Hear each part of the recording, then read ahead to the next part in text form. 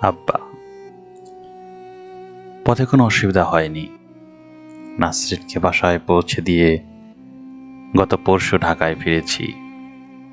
আপনাদের মতামত এবং কোনো রকম আনুষ্ঠানিকতা ছাড়া আমি বিয়ে করে বউ বাড়ি নিয়ে যাওয়াতে আপনারা কষ্ট পেয়েছেন, কিন্তু আমি তো আমার জীবন এভাবেই ভেবেছি। আপনার সাথে আমার যে ভুল বোঝাবুঝিগুলো, তা কখনোই চ্যালেঞ্জ বা পিতা পুত্রের দ্বন্দ্ব নয়, স্পষ্টতই বিশ্বাসের দ্বন্দ্ব। ব্যক্তি আমাকে আমি কখনোই ভুল বুঝিনি। আমি জানি না আমাকে আপনারা কিভাবে বোঝেন। এত চরম সত্য যে একটি জেনারেশনের সাথে পরবর্তী জেনারেশনের অমিল এবং দ্বন্দ্ব থাকবেই। যেমন আপনার সাথে আপনার আব্বার অমিল ছিল, আপনার সাথে আমার, এবং পরবর্তীতে আমার সাথে আমার সন্তানদের। এই দ্বন্দ্ব ও সংঘাত কোনোভাবেই রোধ করা সম্ভব নয়। আমরা শুধু এই সংঘাতকে যুক্তিসঙ্গত করতে পারি কিছুটা মসৃণ করতে। সংঘাত রোধ করতে পারি না। পারলে ভালো হতো কিনা জানি না, তবে মানুষের জীবনের বিকাশ থেমে যেত পৃথিবীতে। আমার মনে পড়ে না এই ২৬ বছরে একদিনও পিতা হিসেবে আপনার সন্তানদের আদর করে কাছে টেনে নেননি। আশেপাশে অন্য বাবাদের তাদের সন্তানদের জন্য আদর দেখে নিজেকে ভাগ্যহীন মনে হয়েছে, কিন্তু এ নিয়ে কখনো কষ্ট প্রকাশ করিনি। ছোটবেলায় আমার খেলতে ভালো লাগতো। খেললে আমি ভালো খেলোয়াড় হতাম, আপনি খেলতে দিতেন না। ভাবতাম না খেললেই বোধহয় ভালো, ভালো মানুষেরা বোধহয় খেলে না। আবার প্রশ্ন জাগতো, তাহলে আমার খেলতে ভালো লাগে কেন? আমি কি তবে খারাপ মানুষ? আজ বুঝি খেলা না খেলার মধ্যে মানুষের ভালো মন্দ নিহিত নয়। কষ্ট লাগে। আমিও স্বপ্ন দেখতাম আমি ডাক্তার হব, আপনার চেয়ে বড় ডাক্তার হয়ে আপনাকে ও নিজেকে গৌরব দেব। সন্তান বড় হলে পিতারই তো সুখ। আমি সেভাবে তৈরিও হচ্ছিলাম, কিন্তু স্বাধীনতা যুদ্ধের পর কি যে এক বিরাট পরিবর্তন এলো।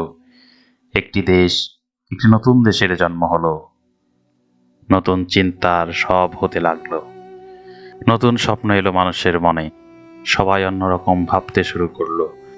আমিও আমার আগের স্বপ্নকে ধরে রাখতে পারিনি।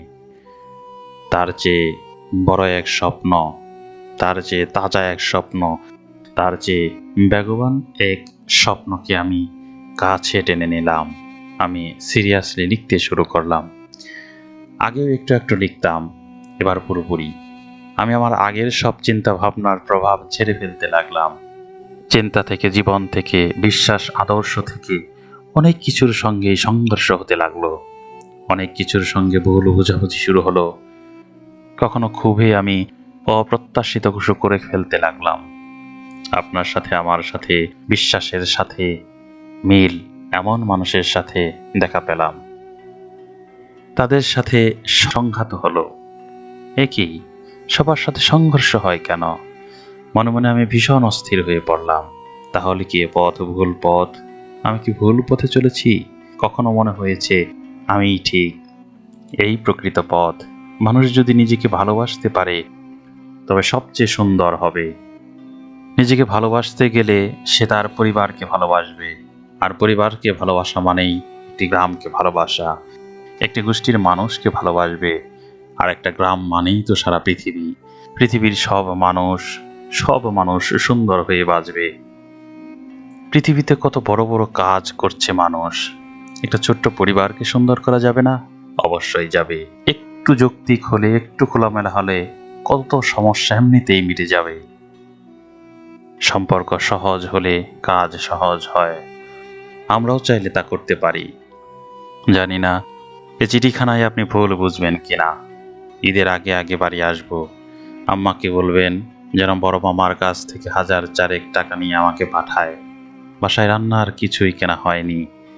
বাইরে খাওয়ায় খরচ বেশি এবং অস্বাস্থ্যকর। আম্মার তদারকিতে দেয়া সম্পত্তির এইটুকু তো রিটার্ন মাত্র। আপনার সেন্টিমেন্টই লাগতে পারে, লাগাটাই স্বাভাবিক, কারণ আপনার শ্বশুর বাড়ি। আমাদের কিসের সেন্টিমেন্ট? শিমু মংলায় পড়বে বাবু স্কুলে। আপনারা না চাইলেও এসব করা হবে, দোয়া করবেন। ইতি শহীদুল্লাহ।